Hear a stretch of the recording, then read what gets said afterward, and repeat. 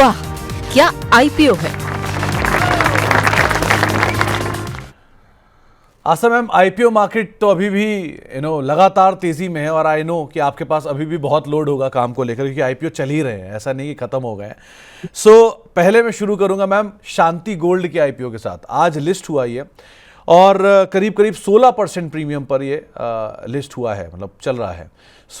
आप अब क्या राय दोगे, जिन लोगों ने अलॉट हुआ है, जिनको मिले हैं, जो इसमें गेनर हैं, क्या वो निकल जाए, बने रहें, या जो नया लेने की इच्छा रख रहे हैं वो क्या करें?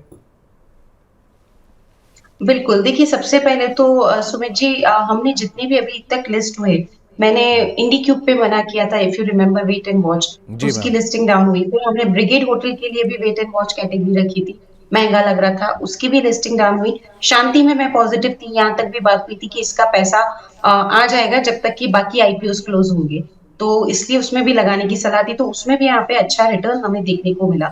मुझे लगता है करंट लेवल्स पे थोड़ा सा प्रॉफिट बुक करिए, पूरा करने का जरूरत नहीं है, लेकिन फिर भी पार्शियली जरूर प्रॉफिट बुक करना चाहिए, क्योंकि मार्केट्स बहुत वॉलेटाइल हो रहे हैं।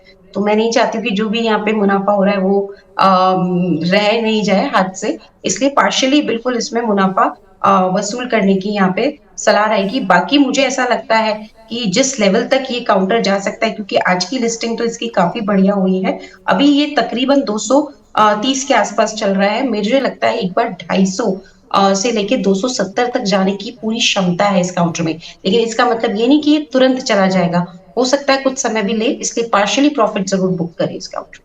ओके, तो पार्शियल प्रॉफिट बुक कर लीजिएगा, ये पहली एक राय आपको यहां पर दी गई है। अगला नाम आता है अब वो कंपनियों का जो आज आईपीओ बंद हो रहे हैं। पहला नाम है Shri lotus developer and realty का। कल इसकी मैनेजमेंट हमारे साथ जुड़ी थी। अब तक करीब करीब 19 गुना ये आईपीओ सब्सक्राइब हो चुका है। आज लास्ट डे है। 140 से 150 रुपए इसका प्राइस बैंड है। 792 करोड़ का टोटल इशू है। 550 करोड़ रुपए का सब्सिडी में निवेश करेंगे। लग्जरी, अल्ट्रा लग्जरी प्रोजेक्ट्स पे इस पे ऑलरेडी कामकाज हो रहा है। मेजरली सारे ब्रोकरेज हाउसेज की तरफ से इसमें अप्लाई करने की राय है। आस्था मैम से पहले इसके ऊपर बात हुई थी हफ्ते के शुरू में ही, तभी उन्होंने कहा था इसमें अप्लाई करिएगा, मैं गलत नहीं हूं तो, और सब्सक्रिप्शन का नंबर भी दिखाई पड़ रहा है, 19 गुना ऑलरेडी पहुंच चुका है। आस्था मैम, अब क्या करें? देखिए हमने तो रैंकिंग भी दी थी, पहले नंबर पे शायद इसको रखा था, दूसरे नंबर पे आदित्य, तीसरे नंबर पे एनएसडीएल और चौथे नंबर पे एमएनबी। तो वही रैंकिंग के साथ अभी भी चल रहे हैं। ये और आदित्य दोनों ही बहुत अच्छे लग रहे थे, और दोनों में देखिए बहुत अच्छा यहाँ पे एक मिला है। बिल्कुल इस पे लगाइए, और इसका मेन आकर्षक पॉइंट जो मुझे लगा, एक तो कंप्लीटली ये फ्रेश इशू है, दूसरी तरफ फाइनेंशियल्स में इनके मार्जिन जो हैं वो इनके कंपेटिटर्स के मुकाबले काफी स्ट्रॉन्ग है, और तीसरा वैल्यूएशन भी ठीक ठाक की है, तो अच्छा खासा। और आपने भी पढ़ा होगा सुमित जी, काफी बॉलीवुड के काफी काफी लोग इसमें इन्वेस्टेड है, एकता कपूर, अजय देवगन, शाहरुख खान, अमिताभ बच्चन, आप नाम लीजिए बड़े बड़े स्टार्स का, ज्यादातर सबका इन्वेस्टमेंट है इस काउंटर में, तो वो भी काफी आकर्षक बना देता है इस आईपीओ को। ओवरऑल बिल्कुल अप्लाई करने की यहाँ पे सलाह। आशा मैम, अगर, क्योंकि कल हम कंपनी की मैनेजमेंट से बातचीत कर रहे थे और जो कंपनी के चेयरमैन साहब हैं वो प्रोड्यूसर भी हैं, फिल्म प्रोड्यूसर भी हैं, उन्होंने, आपने भी पढ़ा हो शायद, ये धमाल मूवी, डबल धमाल मूवी, या जितनी भी ये मूवीज़ हैं उन सबके प्रोडक्शन उन्होंने ही किए हैं। कल मैंने उनसे जब बात कर रहा था तब यही बात पूछी हुई थी कि मूवी प्रोडक्शन भी है और प्लस आपका रियल एस्टेट बिजनेस भी है, और अब उसके अंदर आईपीओ आने जा रहा है। तो पहले तो उनको मैं थैंक यू भी किया कि इस तरह की मूवी प्रोड्यूस करने के लिए, जो अपने आप में कल्ट मूवीज़ हैं, और उसके बाद आप लेकर आ रहे हो प्रोजेक्ट, तो शायद इस वजह से भी उनका बॉलीवुड से काफ़ी हद तक सरोकार है, और जिसकी वजह से इसमें सारे इन्वेस्टर भी वही हैं और उनके क्लाइंट भी वही हैं। ये देखने को मिला था। एनीवेज, पहली रैंकिंग आस्था मैम ने दी थी लोटस को, और आईपीओ के सब्सक्रिप्शन के नंबर से भी वो पहली रैंकिंग पे खड़ा हुआ है। दूसरे नंबर पे लेके आइए जरा सीपी प्लस को, जो किस तरह से उनके नंबर्स आते हुए दिखाई पड़े हैं। इन्फोटेक के अगर आईपीओ के ऊपर नज़र डाली जाए तो वहाँ पर भी एक स्ट्रॉन्ग सब्सक्रिप्शन का नंबर आता हुआ दिखाई पड़ा, आदित्य इन्फोटेक में भी। और माफ़ कीजिएगा, दूसरा नंबर है एनएसडीएल का, जहाँ पर आज क्लोजिंग होने वाली है। एनएसडीएल में करीब करीब 9 गुना ये आईपीओ सब्सक्राइब हुआ है, और आईपीओ डेट करीब 30 जुलाई से लेके 1 अगस्त के बीच में है, और प्राइस बैंड 760 से 800 रुपये है। इशू साइज 4000 करोड़ का है, और ये अब तक 9 गुना ये भी सब्सक्राइब हो चुका है। आस्था मैम, एनएसडीएल क्या करा जाए इसमें?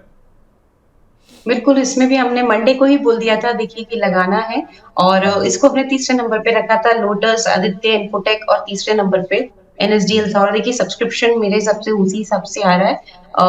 होपफुली लिस्टिंग भी वैसी होनी चाहिए, नहीं तो हो सकता है कि आदित्य की लिस्टिंग बहुत स्ट्रांग हो फॉलोड बाय लोटस, तो लिस्टिंग में एक दो कुछ ऊपर नीचे हो सकते हैं, लेकिन मोटा मोटी जो हमने रैंकिंग दी थी वो ही अभी भी बरकरार है। लगाइए इसमें भी, और यहाँ पे भी लिस्टिंग गेन होने की उम्मीद है, लेकिन बड़े बड़े लिस्टिंग गेन नहीं, बट एक डिसेंट लिस्टिंग गेन और लॉन्ग टर्म दोनों ही पर्सपेक्टिव से लगाने की सलाह रहेगी एनएसडीएल के आईपीओ।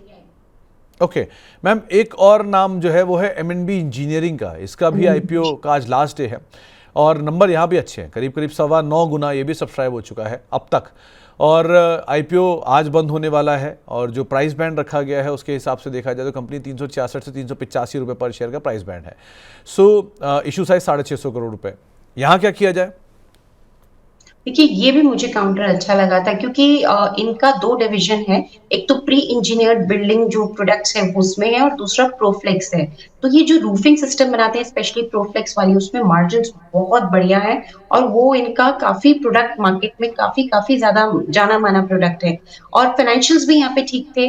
इन्होंने जिस तरह से यहाँ पे देखा जाए तो वैल्यूएशन किए थे वो भी मुझे ठीक ठाक लगे थे, ऑर्डर बुक भी अच्छी है, तो इनफैक्ट इसमें भी लगाने की सलाह है, लेकिन लिमिटेड लिस्टिंग गेन और लॉन्ग टर्म, तो दोनों ही नजरिए से इसमें भी लगाने की बिल्कुल सलाह है। आशा मैम, अब 3 आईपीओ बचे हैं। पिछले जब हमने बात की तब 6 आईपीओ थे, तो अब 3 में से अगर आपको रैंक करना हो तो आप किसको पहली प्रेफरेंस दोगे, किसको दूसरी, किसको तीसरी? मंडे की तरह बिल्कुल रैंकिंग वही सेम है, मैंने कोई चेंज नहीं किया। लोटस पहले नंबर पे, एनएसडीएल दूसरे नंबर पे और एमएनबी तीसरे नंबर पे, और यही हमारी रैंकिंग मंडे से चली आ रही है। आई होप हमारे व्यूअर्स को बहुत फायदा हुआ होगा, क्योंकि हमने काफी पहले ही रैंकिंग दे दी थी, तो सबको डिसीजन लेने में काफी मदद मिली होगी। मैम तब उस समय 2 और आईपीओ थे ना, तब और टफ था आपके लिए रैंक रखना। अब वो कट के और 3 ही रह गए, तो इसलिए अब आपसे रैंक दोबारा मैंने रीटरेट करवाई। लेकिन ये बात सही है कि मंडे से ही आशा मैम की ये रैंक स्टिल इंटैक्ट है, तो आज भी आप इन तीनों के हिसाब से अपनी रणनीति बना सकते हैं। मनी9 लाया है मेंबरशिप प्रोग्राम मनी9 प्राइम। अब आपके दिमाग में कई सारे सवाल होंगे, मसलन आखिर क्या है ये मनी9 प्राइम, आपके लिए यानी दर्शकों के लिए इसके क्या फायदे हैं, और एक बड़ा सवाल ये कि मनी9 प्राइम से आखिर जुड़ना कैसे है। तो इसकी पूरी जानकारी हम आपको देने जा रहे हैं। मनी9 प्राइम में 3 प्लान होंगे, इकोनॉमी, स्टैंडर्ड और वीआईपी। तो फटाफट ज्वाइन कीजिए YouTube पर मनी9 प्राइम। ज्वाइन करने के लिए मनी9 के YouTube पेज पर जाइए, होम पेज पर मिलेगा ज्वाइन बटन, इसे क्लिक करें, अपनी पसंद का प्लान चुनें और बस हो गया, अब आप रहेंगे सबसे आगे।